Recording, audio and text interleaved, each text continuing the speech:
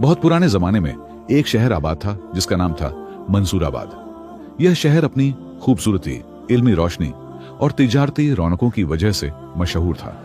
इस शहर के तख्त पर एक बादशाह तख्तानशीन था जिसका नाम था शहंशाह जहांगीर। जहांगीर सिर्फ अपने नाम से बादशाह नहीं था बल्कि अपने किरदार से भी। वह बहादुर, फयाज और अवाम से मोहब्बत करने वाला हुक्मरान था। उसके दरबार में वुज़रा, उमरा, मुशीर, शायर और सिपाही सब अपनी जगह रखते थे। शहर में अमन था, बाजारों में रौनक थी, मस्जिदों और मंदिरों में इबादत होती थी। कोई भूखा नहीं सोता था, कोई बेसहारा नहीं था। लेकिन एक चीज थी जो बादशाह की जिंदगी में जर घोल रही थी, वह थी बेख्वाबी। जी हां दोस्तों, शहंशाह जहांगीर रात को सोया नहीं करता था। वो कई महीनों से ठीक से सोया नहीं था। जब भी वह आंख बंद करता उसे कुछ अजीब मंजर दिखाई देता। कोई चेहरा, कोई आवाज, कोई धुंधला सा साया जो उसके कमरे की दीवारों पर मंडलाता रहता। वह बेचैन होकर उठ बैठता, पसीने से शराबोर, दिल तेज धड़कने लगता। उसकी मलिका सुरैया, जो बहुत वफादार और नर्म दिल थी, कई बार उसके पास आती और कहती, जहांगीर, क्या बात है, तुम रातों को क्यों नहीं सोते? क्या कोई अंदेशा है, कोई फिक्र? बताओ तो मैं तुम्हारा गम बांट लूं। बादशाह हमेशा जवाब देता, कुछ नहीं सुरैया, बस कुछ ख्वाब, कुछ डर। तुम जाओ, मैं ठीक हूं। लेकिन वह ठीक नहीं था। वह अंदर ही अंदर खोखला हो रहा था। उसके चेहरे की रौनक जाती रही, उसकी आंखों के नीचे सियाह घेरे पड़ गए। उसकी आवाज में वह मजबूती नहीं रही जो पहले होती थी। दरबार में बैठे वुज़रा ने महसूस किया कि बादशाह अब पहले जैसा तेज तर्रार नहीं रहा। वह दरमियान में ही फैसले टाल देता या बगैर किसी वजह के गुस्से में आ जाता। इस सब का आगाज 1 साल पहले हुआ था। मंसूराबाद के शुमाली सिरे पर एक छोटा सा गांव था जिसका नाम था बख्तपुरा। यहाँ के लोग सादा, मेहनती और दयानतदार थे। उनमें एक शख्स था जिसे सब हसन के नाम से जानते थे। हसन एक दर्जी था, उसके हाथ जादू करते थे। वह कपड़े के एक सादे टुकड़े को शाही लिबास में बदल देता। उसकी सिलाई इतनी उम्दा होती कि शहर के अमीर तरीन ताजिर भी उसके पास काम करवाने आते। हसन का एक खूबसूरत बेटा था फरहाद और एक मासूम बेटी शिरीन। उनकी बीवी का इंतकाल बच्चों के छोटे ही में हो गया था, इसलिए हसन ने बच्चों को अकेले पाला। वह उन्हें इखलाक, मेहनत और सच्चाई की तालीम देता था। एक दिन शहंशाह जहांगीर के दरबार में ऐलान हुआ कि शहजादी महरुन्निसा की शादी है और शाही खानदान के तमाम अफराद को नए लिबास की जरूरत है। दरबार के एक अमीर ने बादशाह को बताया, जहांगीर, बख्तपुरा में एक दर्जी है, उसका नाम हसन है, वह शाही लिबास सिल सकता है। बादशाह ने उसे दरबार में बुलवाया। हसन ने अपनी कारीगरी से सबको हैरान कर दिया। उसने एक ऐसा लिबास तैयार किया कि सब देखते रह गए। शहंशाह बहुत खुश हुआ। उसने हसन को इनाम दिया और अपना जाती दर्जी मुकर्रर कर लिया। लेकिन यहां से अलमिया शुरू हुआ। शहंशाह के कुछ दरबारी ऐसे भी थे जो हसद की आग में जलते थे। उनमें सबसे बड़ा था एक वजीर नजमुद्दौला। वह एक मक्कार, चालाक और बेरहम इंसान था। उसने अपनी बेगम से कहा, ये हसन, ये गरीब दर्जी बादशाह के अगर यूं ही चलता रहा तो एक दिन ये मेरी जगह ले लेगा। नजमुद्दौला ने एक मंसूबा बनाया। उसने बादशाह के खजांची से साजिश करके एक झूठा इल्जाम तैयार किया कि हसन ने शाही जेवरात में से कुछ चुरा लिए हैं। उसने बादशाह को नकली सबूत दिखाए। उसने चंद गुलामों को रिश्वत देकर गवाही तैयार कराई कि उन्होंने हसन को रात के वक्त शाही खजाने में देखा। बादशाह जहांगीर ने बगैर तहकीक के, बगैर हसन को सुने, बगैर किसी अदालती कार्रवाई के गुस्से में हुक्म दे दिया, हसन को फांसी दे दी जाए। यह वह गलती थी, वह जुल्म था जो उसकी जिंदगी भर के लिए उसकी रूह में घर कर गया। हसन को पकड़कर सियाह कोठरी में डाल दिया गया। उसकी आंखों में आंसू थे लेकिन होठों पर दुआ थी। उसने कहा, ए मेरे रब, मैं बेकसूर हूं, लेकिन अगर बादशाह ने मुझे गलत समझा तो उसे माफ कर दे, लेकिन उससे सच कभी न छुपने दे। फांसी से एक रात पहले हसन की बेटी शिरीन, जो महज 12 साल की थी, शाही महल के दरवाजे पर आई। वह रोने लगी। उसने पहरेदारों से कहा, मुझे बादशाह से मिलना है, मेरे वालिद बेकसूर हैं। पहरेदारों ने उसे अंदर न आने दिया। वह रात भर दरवाजे पर पड़ी रही, ठंडी जमीन पर, बगैर खाए पिए। सुबह हुई तो उसने देखा कि लोग कह रहे हैं, हसन को फांसी हो गई, शिरीन ने एक चीख मारी और गिर गई। उसके भाई फरहाद ने उसे उठाया। शिरीन, हम इंसाफ चाहेंगे, बादशाह झूठा है। लेकिन शिरीन ने कहा, नहीं भाई, हम माफ कर दें। हमारे वालिद ने दुआ की थी कि बादशाह को सच पता चल जाए। चलो हम यह शहर छोड़ दें। वह दोनों मंसूराबाद छोड़कर चले गए, कभी वापस नहीं आए। लेकिन उस दिन के बाद शहंशाह जहांगीर की जिंदगी बदल गई। हसन की फांसी वाली रात बादशाह का दिल बेचैन था। उसने सोचा था कि शायद वह खुश होगा कि चोर को सजा मिल गई, लेकिन वह खुश नहीं था। वह कुछ खाना नहीं खा सकता था। मलिका सुरैया ने पूछा, आप परेशान क्यों हैं? बादशाह ने कहा, मुझे नहीं मालूम, बस लगता है कुछ गलत हुआ है। उस रात वह बिस्तर पर लेटा तो उसे आवाज आई, एक धीमी कांपती हुई आवाज, ए बादशाह, मैं बेकसूर था। बादशाह चौंक कर उठ बैठा। उसने कमरे में चारों तरफ देखा, कोई न था। उसने समझा कि शायद वहम है, लेकिन आवाज दोबारा आई, ए बादशाह, तुमने सच नहीं देखा, तुमने झूठ पर यकीन किया। बादशाह ने अपने कानों को हाथ लगाया। उसने आंखें बंद की तो उसके सामने हसन का चेहरा आया। वह मुस्कुरा रहा था, लेकिन उसकी आंखों में आंसू थे। वह कह रहा था, मेरे बच्चे बेसहारा हो गए, मेरी बेटी रात भर दरवाजे पर पड़ी रही, और तुम सोया करोगे। यह पहली रात थी जब शहंशाह जहांगीर ने पूरी रात ऐसे ही काटी। वह उठा, कमरे में टहलता रहा, कुरान पढ़ता रहा, दरूद शरीफ पढ़ता रहा, लेकिन कोई फायदा नहीं हुआ। जब भी वह आंख बंद करता, हसन का चेहरा आ जाता। सुबह हुई तो वह दरबार में गया। उसका वजीर नजमुद्दौला मुस्कुराकर मिला। उसने कहा, जहांगीर, चोर को सजा मिल गई, अब आप पुरसकून हो जाएं। बादशाह ने गुस्से से कहा, नजमुद्दौला, क्या तुम्हें यकीन है कि वह वाकई चोर था? नजमुद्दौला ने एक झटके से कहा, बिल यकीन सबूत मौजूद थे। लेकिन बादशाह के दिल में शक था। उसने खजांची को बुलाया, गुलामों को बुलाया, उनसे पूछा। सबने वही कहा जो नजमुद्दौला ने सिखाया था, लेकिन बादशाह के अंदर एक अजीब सी बेचैनी थी। उसने महसूस किया कि इन सब की आवाज में एक धड़कन है, एक झिझक है, लेकिन उसने कुछ नहीं किया। वह खामोश रहा, और यह खामोशी उसकी सबसे बड़ी गलती साबित हुई। दूसरी रात भी वह सोया नहीं, तीसरी रात भी नहीं। एक हफ्ता गुजर गया, एक महीना गुजर गया, और बादशाह ठीक से सोया ही नहीं। हर रात एक जैसा मंजर, हसन का चेहरा, उसकी फांसी, उसकी बेटी की चीख, उसकी दुआ। कभी वह ख्वाब में देखता कि हसन उसके पास आ रहा है। बादशाह बेदार होकर चिल्लाता तो मलिका सुरैया भाग कर आती, लेकिन बादशाह के दिल की धड़कन तेज ही रहती। एक दिन उसने अपने मुआलिज हकीम बुजुर्ग अमीन को बुलाया। हकीम एक बूढ़ा, अक्लमंद और परहेजगार शख्स था। उसने बादशाह की नब्ज देखी, आंखें देखी, जबान देखी।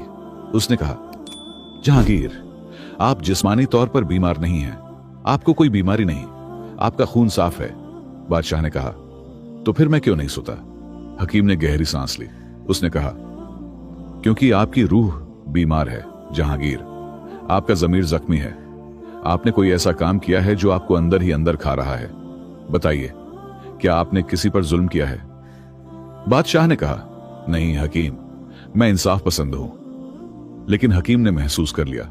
उसने कहा, अच्छा, तो फिर आपको नींद के कतरे दूं? बादशाह ने कहा, बाओ, दे दो। हकीम ने उसे एक बोतल दिया। उसने कहा, सोने से पहले 3 कतरे जबान पर डालें, लेकिन याद रखें, यह इलाज आर्जी है, असल इलाज तो आपके दिल में है। बादशाह ने वह कतरे लिए। रात को उसने 3 कतरे जबान पर डाले। उसकी पलकें भारी होने लगीं। उसने आंख बंद की, सोचा कि आज आराम आएगा। लेकिन जैसे ही वह नींद की गहराई में गया, उसने देखा कि वह एक बड़े मैदान में खड़ा है। उसके सामने एक बहुत बड़ा दरख्त है, और दरख्त पर लटका हुआ एक जिस्म है। वह करीब गया तो देखा कि वह जिस्म हसन का है। उसकी गर्दन में रस्सी है और आंखें खुली हैं। वह बादशाह को देखकर बोलता है, जहांगीर, क्या तुम्हें नींद आ रही है? क्या तुम्हें सुकून मिल रहा है? मेरा खून अभी तक तुम्हारे हाथों से नहीं उतरा। बादशाह चीख कर बेदार हुआ।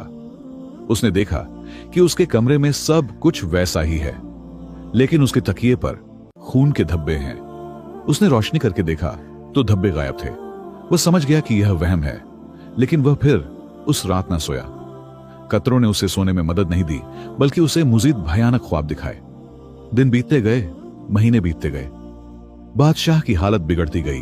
उसका जिस्म कमजोर हो गया, उसका चेहरा पीला पड़ गया, उसकी आंखें धंसी हुई थीं। वह अकेले बैठकर किसी को न देखता। वजीर नजमुद्दौला ने बादशाह की इस कमजोरी को अपने फायदे के लिए इस्तेमाल करना शुरू कर दिया। उसने बादशाह के नाम पर जाली फरमान जारी करने शुरू कर दिए। उसने लोगों पर इजाफी टैक्स लगाए और कहा कि बादशाह ने हुक्म दिया है। लोग एहतेजाज करने आते तो नजमुद्दौला कहता, बादशाह बीमार है, वह किसी से नहीं मिल सकता।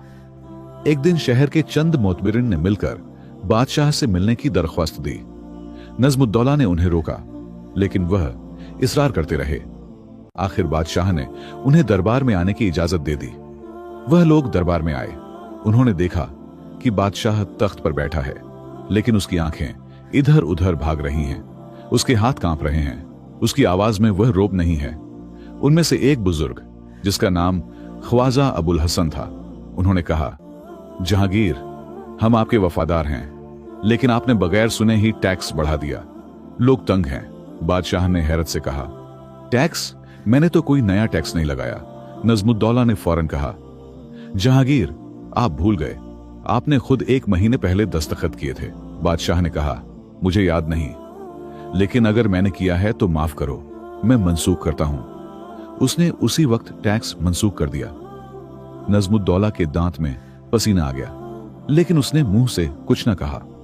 उस रात जब बादशाह बिस्तर पर गया तो उसने ख्वाब देखा कि उसके कमरे में नजमुद्दौला खड़ा है और मुस्कुरा रहा है। ख्वाब में नजमुद्दौला कह रहा था, जहांगीर, तुम कमजोर हो गए हो, तुम्हारा तख्त अब मेरा है। बादशाह बेदार हुआ। उसने देखा कि वह तख्त पर नहीं बल्कि फर्श पर पड़ा है। वह उठा तो उसे महसूस हुआ कि उसकी पुश्त पर कोई भारी हाथ है। वह पीछे मुड़ा तो कोई न था। उसने सोचा, यह क्या हो रहा है? क्या मैं पागल हो रहा हूं? मलका सुरैया ने बादशाह को बहुत समझाया। वह उसे घी के चावल खिलाती, दूध पिलाती, उसे सुलाती, लेकिन बादशाह की आंखें बंद नहीं होती थीं। वह खुली रहती। एक दिन मल्लिका ने कहा, जहांगीर, तुमने मुझे कभी नहीं बताया कि तुम्हें परेशानी क्या है। क्या मैं तुम्हारी बीवी नहीं हूं? बादशाह ने बड़ी मुश्किल से कहा, सुरैया, मैंने एक बहुत बड़ी गलती की है। मल्लिका ने कहा, कैसी गलती? बादशाह ने कहा, मैंने एक बेगुनाह को फांसी दी। मल्लिका चौंक गई। उसने कहा, किसे? बादशाह ने बताया, उस दर्जी हसन को। नजमुद्दौला ने कहा, वह चोर है, मैंने बगैर पूछे हुक्म दे दिया। अब मैं रात को सोया नहीं करता। उसका चेहरा हर रात आता है। वह कहता है, तुमने मुझे मार डाला, तुम सोते कैसे हो? मल्लिका सुरैया की आंखों में आंसू आ गए। उसने कहा, तुमने यह क्यों किया? तुम तो इंसाफ पसंद थे। बादशाह ने कहा, मैंने गुस्से में किया, बगैर सोचे समझे। मल्लिका ने कहा, तो फिर तौबा करो, उसके अहले खाना से माफी मांगो, उन्हें ढूंढो और नजमुद्दौला से पूछो कि असल सच क्या है। बादशाह ने कहा, लेकिन अब बहुत देर हो चुकी है, वह मर चुका है। उसके बच्चे कहां हैं, कौन जानता है? मल्लिका ने कहा, देर हरगिज नहीं हुई। जब तक तुम जिंदा हो, माफी का दरवाजा बंद नहीं होता। लेकिन बादशाह का दिल मानने को तैयार नहीं था। उसे अपनी गलती तस्लीम करने में शर्म आती थी। उसे डर था कि लोग उसे कमजोर समझेंगे। उसे डर था कि उसका तख्त खतरे में पड़ जाएगा। उसने मल्लिका से कहा, तुम खामोश रहो, मैं खुद संभाल लूंगा। लेकिन वह खुद नहीं संभाल सकता था। वह रोज बरोज डूबता जा रहा था। हकीम बुजुर्ग अमीन ने बादशाह को देखा तो उसकी आंखों में आंसू थे। उसने कहा, जहांगीर, मैं आपको बता चुका हूं, यह बीमारी जिस्मानी नहीं रूहानी है। अगर आपने अब भी सच्चाई का सामना न किया तो आप या तो पागल हो जाएंगे या मर जाएंगे। बादशाह ने कहा, तो क्या करूं? हकीम ने कहा, शहर से बाहर पहाड़ियों में एक दरवेश रहता है। उसका नाम बाबा शफीक है। वह लोगों के दिलों के जख्म भरता है। उसके पास जाओ। बादशाह ने कहा, मैं बादशाह हूं, मैं किसी दरवेश के पास नहीं जा सकता। वह मेरे पास आए। हकीम ने कहा, आपका ताज आपके सर पर है, लेकिन आपकी रूह बरहना है। अगर आपने आज ये जीत न की तो आप कभी नहीं सोएंगे। बादशाह ने 1 हफ्ते तक सोचा। उसने देखा कि उसकी हालत मजीद बिगड़ गई है। अब वह महल के रास्तों में भटक जाता, अपना कमरा भूल जाता, अपने गुलामों के नाम भूल जाता। एक दिन उसने अपने आईने में देखा तो उसे अपना चेहरा पहचानना मुश्किल हो गया। वह बूढ़ा, थका हारा, टूटा हुआ लग रहा था। आखिर उसने फैसला किया। उसने मलिका सुरैया से कहा, मुझे उस दरवेश के पास जाना है, लेकिन कोई न जाने। मलिका ने कहा, मैं तुम्हारे साथ चलूंगी। बादशाह ने कहा, नहीं, मैं अकेले जाऊंगा, मुझे आजिज़ी सीखनी है। एक रात जब चांद आसमान पर छिपा हुआ था और सितारे मुद्दम थे, शहंशाह जहांगीर ने अपना शाही लिबास उतारकर एक आम आदमी के कपड़े पहने। उसने अपना ताज एक संदूक में बंद किया और एक आम मुसाफिर की तरह घोड़े पर सवार होकर शहर से निकला। उसके साथ सिर्फ एक वफादार खादिम था जिसका नाम शादान था। शादान उसका बचपन का दोस्त था जो अब भी उसकी खिदमत करता था। उन्होंने रात भर सफर किया। सुबह हुई तो वह पहाड़ियों के दामन में पहुंच गए। वहां एक छोटा सा जंगल था और जंगल के बीच में एक झोंपड़ी थी। झोंपड़ी के आगे एक बूढ़ा आदमी बैठा था जिसकी दाढ़ी सफेद थी, आंखें बंद थीं और होठों पर मुस्कुराहट थी। शादान ने कहा, ये हैं बाबा शफीक। बादशाह ने घोड़े से उतरकर जमीन पर कदम रखा। उसका दिल तेज धड़क रहा था। वह बूढ़े के पास गया और बोला, बाबा, मैं तुमसे मिलने आया हूं। बाबा शफीक ने आंखें खोली। उन्होंने बादशाह को गौर से देखा, फिर कहा, तुम बादशाह हो लेकिन भेष बदल कर आए हो, क्यों? बादशाह हैरान रह गया। उसने कहा, आपने कैसे पहचाना? बाबा ने कहा, मेरे दिल ने बताया, लेकिन यहां ताज की कदर नहीं, दिलों की कदर है। बताओ क्यों आए हो? बादशाह ने सारी कहानी सुनाई। किस तरह उसने हसन को फांसी दी, किस तरह वह रात को नहीं सोता, किस तरह उसका जमीर उसे खा रहा है, किस तरह वह पागल हो रहा है। बाबा शफीक ने उसकी बातें सुनी, फिर कहा, तुमने एक बहुत बड़ा जुल्म किया है जहांगीर, लेकिन तुमने सबसे बड़ा जुल्म अपने ऊपर किया है। तुमने अपने दिल पर पर्दा डाल दिया। अब तुम सच्चाई से भाग रहे हो। बादशाह ने कहा, मुझे क्या करना चाहिए? बाबा ने कहा, 3 चीजें। पहली, अपनी गलती तस्लीम करो। दूसरी, उसके अहले खाना से माफी मांगो। तीसरी, अपने वजीर को सजा दो जिसने तुम्हें झूठे सबूत दिए। बादशाह ने कहा, लेकिन अगर मैंने यह किया तो लोग क्या कहेंगे? मेरा तख्त खतरे में पड़ जाएगा। बाबा ने कहा, तुम्हारा तख्त पहले ही खतरे में है। तुम रात को सोते नहीं, तुम दिन में भटकते हो, तुम पागल हो रहे हो। क्या यह तख्त है? असल तख्त तो वह है जिस पर बैठने वाला सुकून से सो सके। बादशाह की आंखों से आंसू बहने लगे। उसने कहा, बाबा, मैं डरता हूं। बाबा ने उसका हाथ पकड़कर कहा, डरना छोड़ दो जहांगीर। सच बोलने में कोई डर नहीं, डर तो झूठ में है। जाओ, वापस जाओ और जो कुछ मैंने कहा करो, तब देखोगे कि नींद खुद तुम्हारे पास दौड़कर आएगी। बाबा शफीक की झोंपड़ी से निकलते ही शहंशाह जहांगीर के दिल में एक अजीब सा सुकून हुआ। यह सुकून उसे कई महीनों बाद मिला था। उसने सोचा, कितनी देर से मैंने कुदरत की खूबसूरती को देखा ही नहीं। मैं अपने अजाब में इतना खोया रहा कि दुनिया मुझे नजर नहीं आई। शादान ने उससे पूछा, जहांगीर, क्या आप ठीक महसूस कर रहे हैं? बादशाह ने कहा, शादान, मैंने आज बहुत कुछ सीखा। मैं जानता हूं मुझे क्या करना है, लेकिन मैं डरता हूं। शादान ने कहा, डर किस बात का? आप बादशाह हैं। बादशाह ने कहा, नहीं शादान, मैं एक इंसान हूं और इंसान गलती करता है। सबसे बड़ी बहादुरी यह है कि वह अपनी गलती तस्लीम करे।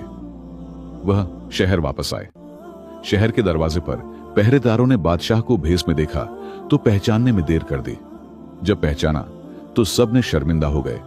बादशाह ने महल में जाकर सबसे पहला काम यह किया कि उसने अपने वजीर नजमुद्दौला को फौरन तलब किया। नजमुद्दौला आया तो उसके चेहरे पर मुस्कुराहट थी।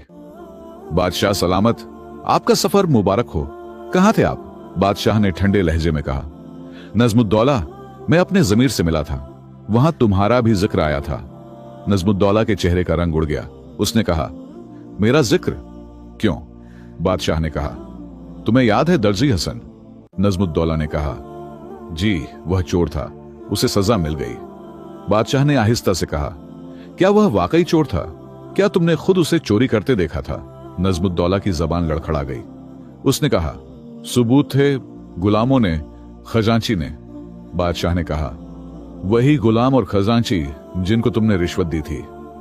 नजमुद्दौला घबरा गया। उसने कहा, आप ये क्या कह रहे हैं? मुझ पर इल्जाम लगा रहे हैं? बादशाह ने अपने हाथ का इशारा किया तो दरवाजे से 2 गुलाम और खजांची अंदर आए। उनके हाथ बंधे हुए थे। बादशाह ने उनसे कहा, अब सच बोल दो, तुम्हें किसी सजा का डर नहीं, सिर्फ सच बोल दो। खजांची ने रोते हुए कहा, बादशाह सलामत, मुझे माफ कर दें। वजीर साहब ने मुझे सोने के सिक्के दिए थे कि मैं झूठी गवाही दूं कि हसन ने खजाने में चोरी की। मैंने लालच में आकर झूठ बोला। गुलामों ने भी यही एतराफ किया। नजमुद्दौला के पांव अखड़ गए, वह जमीन पर गिर पड़ा। उसने कहा, बादशाह सलामत, मुझे माफ कर दें, मैंने हसद में यह सब किया। मैं चाहता था कि हसन आपके करीब ना आए। बादशाह ने कहा, तुमने एक बेगुनाह को मार डाला नजमुद्दौला, तुमने मेरे हाथों से इंसाफ छीन लिया, तुमने मेरे जमीर पर कलंक लगाया, लेकिन मैं तुम्हें सजा नहीं दूंगा। नजमुद्दौला हैरान रह गया। उसने कहा, सजा नहीं देंगे? बादशाह ने कहा, नहीं, मैंने खुद अपने आप को सजा दे दी है। मैं रात को सोया नहीं करता, यह मेरी सबसे बड़ी सजा है। लेकिन तुम्हारे लिए मेरा फैसला यह है कि तुम्हारी तमाम जायदाद जब्त की जाएगी और तुम्हें शहर बदल कर दिया जाएगा। तुम कभी मंसूराबाद की तरफ कदम न रखना। जाओ और अपने बाकी दिनों में तौबा करो। नजमुद्दौला रोता हुआ वहां से चला गया। बादशाह ने अगले रोज दरबार लगाने का हुक्म दिया। यह वह दरबार था जहां शहर के हर फर्द को आने की इजाजत थी। अमीर, गरीब, ताजिर, मजदूर, औरत, मर्द, बच्चे सब आ सकते थे। शहर के चौक में एक बड़ा तख्त नस्ब किया गया। बादशाह वहां आया, लेकिन उसने शाही लिबास नहीं पहना था। उसने सादा सफेद कपड़े पहने थे। उसके सर पर कोई ताज नहीं था, उसके हाथ में कोई तलवार नहीं थी। वह एक आम इंसान की तरह आया। लोगों की भीड़ लगी हुई थी। सब हैरान थे कि बादशाह ने ऐसा भेष क्यों इख्तियार किया है। बादशाह ने खड़े होकर कहा, ए मंसूराबाद के लोगों, मैं तुम्हारा बादशाह हूं, लेकिन आज मैं तुम्हारे सामने एक कसूरवार की हैसियत से खड़ा हूं। लोगों में सरगोशियां होने लगी। बादशाह ने आगे कहा, 1 साल पहले मेरे वजीर ने एक बेगुनाह शख्स हसन नामी दर्जी को चोर करार दिया। मैंने बगैर तहकीक के, बगैर उसे सुने, उसे फांसी दे दी। वह बेकसूर था। मैं सच कह रहा हूं और यह सच मुझे रात दिन जलाए रखता है। मैंने उसके बाद कभी ठीक से नींद नहीं ली। उसका चेहरा हर रात मेरे सामने आता है। उसकी बेटी की चीखें मेरे कानों में गूंजती हैं। बादशाह की आंखों से आंसू बहने लगे। उसने कहा, मैंने एक बहुत बड़ा जुल्म किया है। मैंने तुम लोगों के साथ भी जुल्म किया, क्योंकि बादशाह का जुल्म पूरी कौम पर भारी होता है। आज मैं तुम सबसे माफी मांगता हूं। यह कहकर बादशाह तख्त से नीचे उतरा और जमीन पर बैठ गया। उसने अपना सर झुका लिया। लोगों की आंखों में भी आंसू थे। कुछ लोग रो रहे थे, कुछ कह रहे थे। बादशाह ने बहुत बड़ी जुर्रत की। एक बुजुर्ग उठे, वह ख्वाजा अबुल हसन थे। उन्होंने कहा, जहांगीर, आपने सच बोलकर बहुत बड़ी बहादुरी दिखाई है। हम आपको माफ करते हैं, लेकिन माफी सिर्फ हम नहीं दे सकते। इसके लिए हसन के अहले खाना की माफी भी चाहिए। बादशाह ने कहा, मैं जानता हूं, मैं उन्हें ढूंढूंगा, चाहे दुनिया के किसी भी कोने में हो, और उनसे माफी मांगूंगा। उस रात बादशाह ने आंखें बंद की। उसे कोई डर नहीं लगा, उसे कोई भयानक चेहरा नजर नहीं आया। उसे न हसन नजर आया, न उसकी चीखें, न फांसी का मंजर। वह गहरी नींद सोया।